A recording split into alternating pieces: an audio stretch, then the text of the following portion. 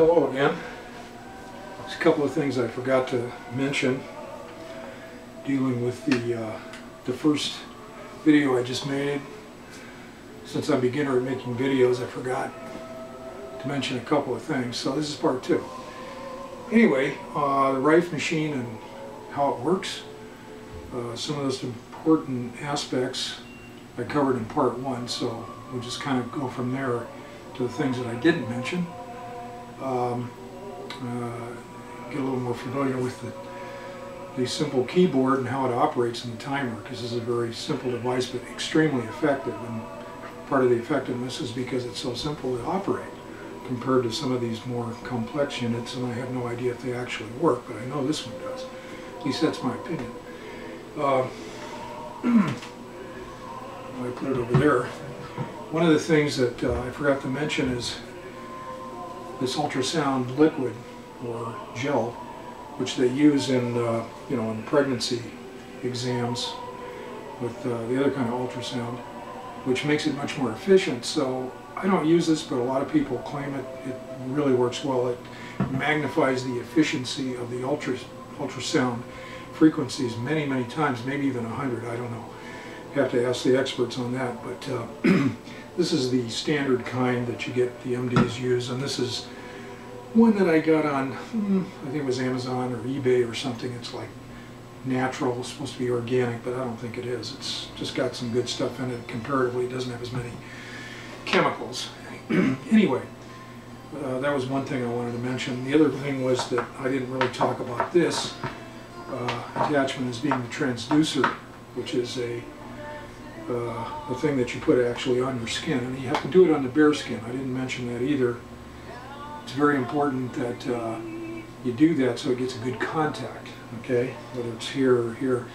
And if it's on your pet or something like that, so a lot of people use it on their dogs and cats, you want to shave a spot to put it on so that it makes really good close contact with the skin, and that's where the ultrasound gel comes in. One of the things I wanted to mention was I can't talk about my own experience because I haven't had that serious a problem that I've used this on, but my mother did have a very unique, rare condition called Wagner's. I think it's called Wagner's or Wigner's or something. And I remember her doctor saying when she used, I got her this particular machine for her use, and her doctor actually said, yeah, it's actually cleared up, your Wagner's is gone, which is very rare because it's generally not a curable disease. So in another experience I had, and I want to at least tell you about a few of them, just off the top of my head. I talked to a gentleman who was trying to contact the maker of this machine, and he had a good experience with, he was an elderly man, and I talked to him, and he said that he had used this and that he had gone to the Mayo Clinic with a cancer condition, and when it cleared up, the doctors were so freaked out, they said, well, what happened? And he was instructed not to tell them because they didn't want to get in trouble using something that's off the grid, so to speak, medically. But he told me that his lung cancer had cleared up, which is pretty amazing. But he didn't tell the doctors why. So that's one thing that I experienced, and of course I've had some personal experiences too.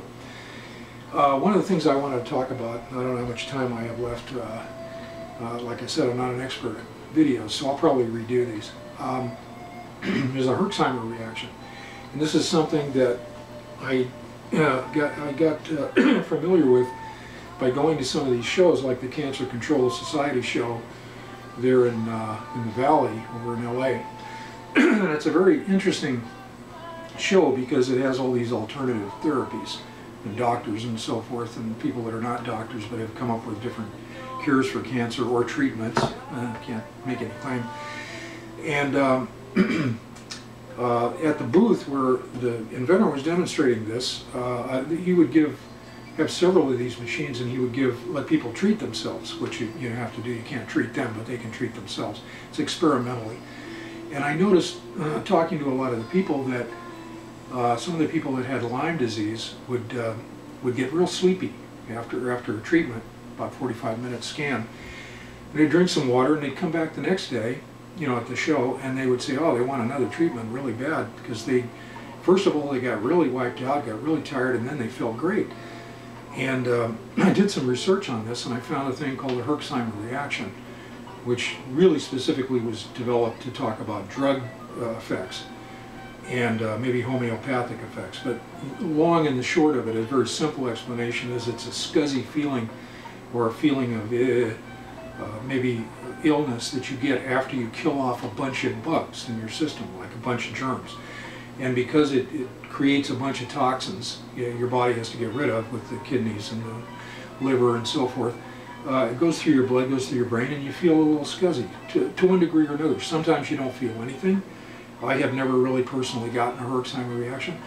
But with Lyme disease, because it's so intense and because it's in the blood, many times people get that.